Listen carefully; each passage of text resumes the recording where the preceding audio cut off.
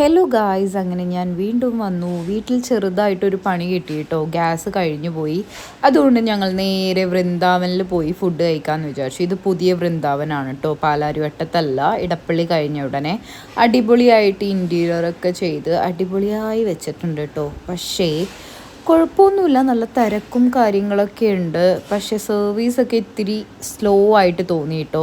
പാലാരിവട്ടത്തൊക്കെ നല്ല ഫാസ്റ്റാണ്, അവർ പെട്ടെന്ന് തന്നെ ഫുഡും കാര്യങ്ങളൊക്കെ നമുക്ക് സെർവ് ചെയ്യും. അങ്ങനെ ഫുഡൊക്കെ വന്നു തുടങ്ങി കേട്ടോ. കറിയൊക്കെ വിളമ്പിപ്പോയി. ഒരു 10 മിനിറ്റ് കഴിഞ്ഞിട്ടാണ് ഗൈസ് ചോറ് വന്നത്.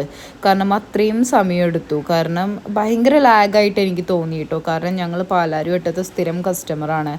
അത് കമ്പയർ ചെയ്ത് നോക്കുമ്പോൾ ഇതെനിക്ക് ഭയങ്കര ലാഗായിരുന്നു. അങ്ങനെ ചോറ് വന്നു. വൈറ്റ് റൈസ് ആയിരുന്നു കേട്ടോ, മറ്റേ റൈസ് ഉണ്ടായിരുന്നില്ല. അങ്ങനെ കഴിച്ചു നോക്കിയിട്ട് വലിയ ഇഷ്ടമായില്ല കേട്ടോ. അങ്ങനെ ഞങ്ങൾ അവിടെ നിന്ന് ഇറങ്ങി ഗ്യാസ് എടുക്കാൻ വേണ്ടി പോകണം. അപ്പോൾ അതിന് വേണ്ടി ഞങ്ങൾ റെഡിയായി അങ്ങോട്ടേക്ക് പോവുകയാണ് കേട്ടോ.